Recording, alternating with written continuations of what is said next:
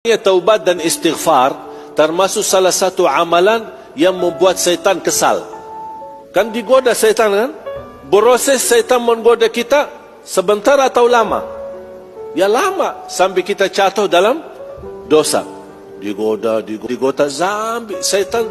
Subhanallah, syaitan salah satu makhluk yang tidak pernah putus asa. Beda sama manusia sekarang. Sebentar aja berusaha sedikit putus asa, gagal, tidak berhasil. Kalau syaitan menggoda kita sampai titik terakhir nafas ruh keluar, baru dia berhenti. Tak akan berhenti menggoda manusia sampai dia meninggal. Tapi apa yang membuat syaitan kesal? Habis dia sudah berkali-kali berupaya, bertahun-tahun membuat kita jatuh dalam dosa, dia merasa diri bangga dan senang karena berhasil menggoda manusia. Tapi begitu manusia sadar dan ingat Allah, malu, beristighfar dan taubat, kata Allah, aku ampuni semua dosamu. Kata syaitan, capek deh. Makanya syaitan tak senang taubat dan istighfar. Dan itulah karunia Allah subhanahu wa ta'ala. Sebagaimana Allah berfirman di hadis Qudsi, Ya ibna Adam, لو بلغت ذنوبك عنان السماء ثم استغفرتني لغفرت لك على ما كان منك ولا أبالي. Hei anak Adam, kalau dosa-dosamu sampai lapisan langit,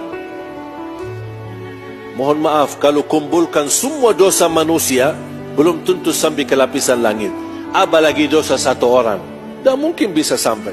Tapi kata Allah, seandainya dosa seorang di antara kalian sampai ke lapisan langit, kemudian kamu beristighfar, taubat, memohon ampun kepada aku ampuni semuanya, dan aku tidak peduli berapa banyak dosamu.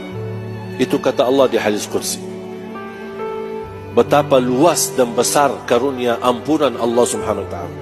Oleh karena itu, menurut saya, orang yang tidak mohon ampun kepada Allah, dia sombong. Dosa, istighfar. Mohon maaf, ada yang suka bertanya, gimana kalau dosa lagi? Ya istighfar lagi. Terus ulangi lagi dosa, ulangi lagi istighfar. Dosa lagi, istighfar lagi. Selama anda tidak bosan beristighfar, Allah tidak bosan mengampuni dosamu. Wajar kita manusia mohon maaf dosa, besok dosa, lusa dosa, dosa lagi, dan tidak akan berhenti. Jangan anda berfikir ada satu saat nanti insya-Allah saya akan jadi hamba yang tidak berdosa. Jangan harap. Itu malaikah, makhluk yang Allah ciptakan tidak boleh berdosa. Siapa? Malaikat. Kita harus berdosa. Dosa kadang-kadang kita menyakiti perasaan orang tua, tapi kita tidak sadar, membuat orang tua sakit hati. Itu dosa, walaupun kita tidak sadar. Tertulis di buku amal kita dosa, tapi kita istighfar, terus beristighfar, Allah ampuni dosa-dosa yang kita ingat maupun dosa-dosa yang kita lupakan. Makanya jangan berhenti beristighfar. Istighfar bukan hanya untuk dosa dan maksiat. Dalam ibadah pun kita tutupi dengan istighfar. Buat apa? Seandainya ada kekurangan dalam ibadah kami, ikhlas kami, khusyuk kami, ya Allah ampunilah.